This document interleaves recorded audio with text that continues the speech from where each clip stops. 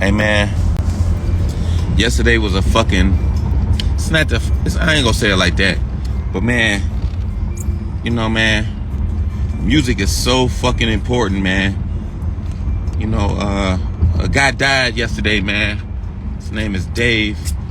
You might have followed him on Twitter and shit.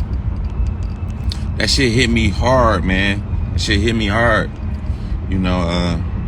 He supported all our music. Anybody who fuck with this music, he supported. He buy on the fucking Bandcamp and all that shit.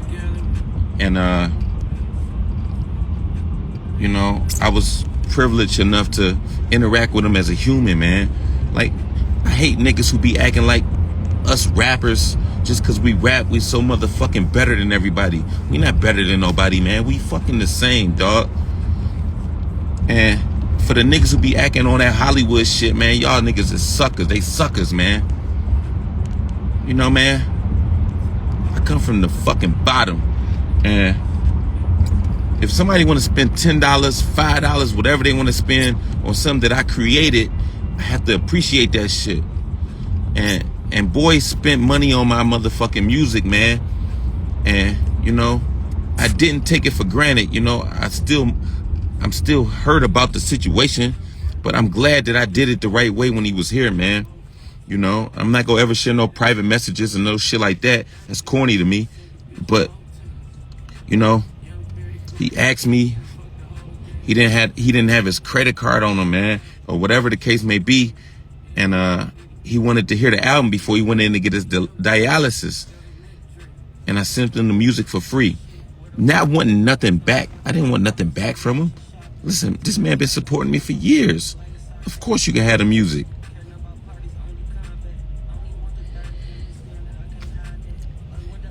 He goes through that phase of it. He gets out and sends me $100 for my album. $100. I jump in his inbox and say, man, listen, no, come on, man, thank you, but that's too much, man. It's too much. And his words was so powerful. He said, listen, man, and that's why I'm like emotional about it. Listen, he said, tomorrow's not promised. Value the ones who value you. I've been drinking since that shit. I never met this man in my life. He's from Canada. Never met the man in my life. I got fucking drunk as shit last night. You can see my eyes, I'm still fucking drunk a little bit. I sat in my car and drunk by myself, thinking about that shit. Can't take none of this shit for granted, man. Anybody who support my music, I know I love you. You know what I'm saying? I want you to know that I value your fucking support, man. All these niggas, and it's no names, I don't got names, but any nigga who act like they too big to fucking say thank you or fucking take a picture or whatever the fucking case may be, man. That shit is trash to me, man. And I call them out if I ever see it, straight up. I'm very passionate about this shit, man. His name was Dave. His name was Dave. And I'm trying to reach out to his family. The least I can do is, I want to send flowers to the fucking funeral, whatever the case may be. I want to support it, man, because this man supported my music for over fucking 8-9 years.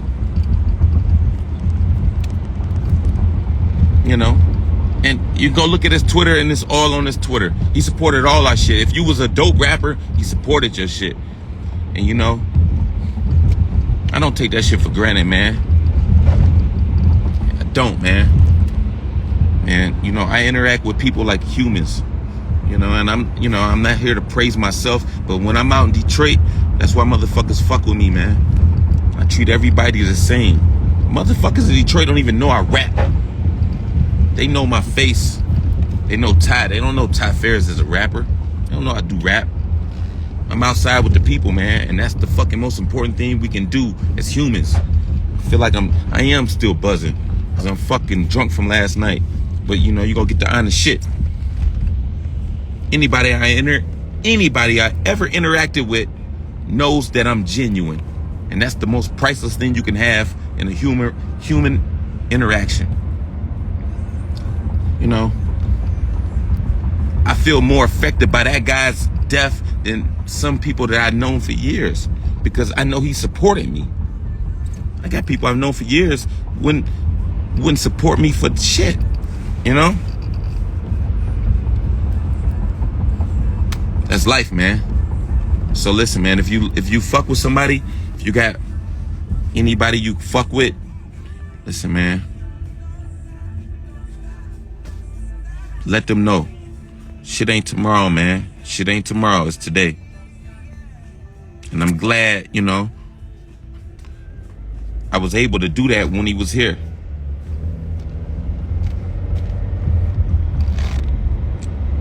Yeah, man. And, you know, and I've been a victim of that myself, man. You know, and I made, and you learn from your mistakes. When my best friends got locked up when I was like 20, the reason I started rapping, 2 of my best friends got locked up for shooting at niggas. God bless, I was in a different car because I've been shooting at niggas with them. I didn't write them. I was all on my shit, you know what I'm saying? I was a fucking rapper. I went on tour, Eminem proof and shit. I didn't write my brothers. And that shit still hit me to this day. So now, you know, I have 3 or 4 people that I write that's in jail that I never met. I write them. I put money on their books. Right now to this day. Shout out to my nigga Young G. He walking his sentence down now. You know, I don't say these things on Twitter or fucking social media. I don't need that attention. I do it because it's the right thing to do. But, you know, I took that shit for granted, man. And, you know, I've apologized and bought them niggas enough drinks to let them know that I was young and didn't understand it. Definitely. You know, man, listen. I'm going to tell another story and I'm going to get the fuck out of here. I have a daughter. Right? My daughter's, she's getting up in age. She knows who I am now. And she wants to mimic my lifestyle, unfortunately. I don't know if that's a good thing or a bad thing. I'm going to say it's a bad thing. Right? Oh, this shit is all fucking flooded. With that being said,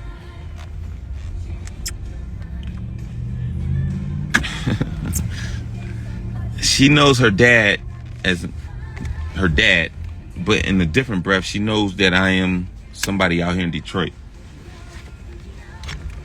The motherfucking privilege of me being somebody in Detroit is here. It's here. You know what I'm saying? It's here. It's high. It's high. You know, everybody, listen, man, if you're from Detroit and in any city, to be well recognized and respected, that's not an easy thing, man. That shit is, it's tough. It's tough. It's not easy. So, you know, she wants to politic like I do. And it was a very painful conversation yesterday. She want to work and be a manager and, you know, bottle girl and all this shit. My daughter's beautiful. I get it.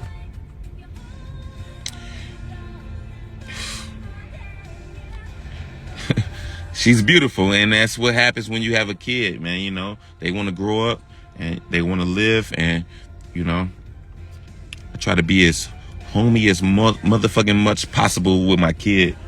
And she, you know, she want to be a bottle girl. She, you know, same, you know, when you're 19, 20 years old, you're green. You're green. And if, you know, I'm a gambler, so I bet horses. When a horse is green, they're young, wild, bucking. I get it. And I had to tell her, like, yo, I'm telling you from a place of experience, not your dad. And this is not me hating on you trying to make money. You know, the lifestyle looks cool and shit, right? But then I tell her, like, yo, the bar that you're trying to work at, my friend owns it. If somebody disrespects you, they're going to call me. They know I'm coming through with guns. They know me very personally. They know I'm coming through with guns. I want to save both of us from that experience, because nobody's going to disrespect my kid. I don't give a fuck in any venue. So, you know, of course she says, Dad, you're fucking, she said, you're fucking over exaggerating. We talk like that. Say, I'm not. I've been doing this shit forever, 20 years. So, I don't know why I decided to share that, but, you know, my daughter wants to be fucking, she wants to be a boss. And that's cool. It's cool she want to be a boss. And she's willing to work her way up to being the boss. And I know I can't fucking shelter that. I can't shelter that shit. You know what I'm saying? Can't shelter that shit. She's gonna fucking go out there. Some guy's gonna treat her like shit. And she's gonna have to deal with that shit. I've accepted that. I'm sure I've treated girls like shit. Not purposely. Try to be respectful. But, you know, if you got a fucking kid, man, especially a daughter as a daddy, you know, it's the most beautiful thing. It's the most hardest thing. Man, listen. Look at me, man. I've been going to strip clubs since I was 17. You know the worst fear for a nigga who go to a strip club? It's his daughter stripping. I've already played the scenario out in my head 1,000 times. I have. God bless, I know everybody. Before she started stripping, God bless, she's not gonna strip. I'm calling the fucking people to stop that. And listen, ain't nothing wrong with strippers either. Like, yo, it's fine. It's fine. You know, I just don't want to go in a strip club and see my daughter stripping. That's the bottom line. You know, shit, man. That's the fucking problem with that.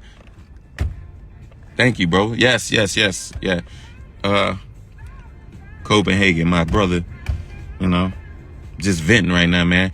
Like I said, man, I've been drunk, man. I drank a lot last night at the, and I just went through me and my man's messages, and, so dope, man. It was so dope. So dope that I was able to talk to him like that, man. And, you know, God rest his soul. God rest his soul.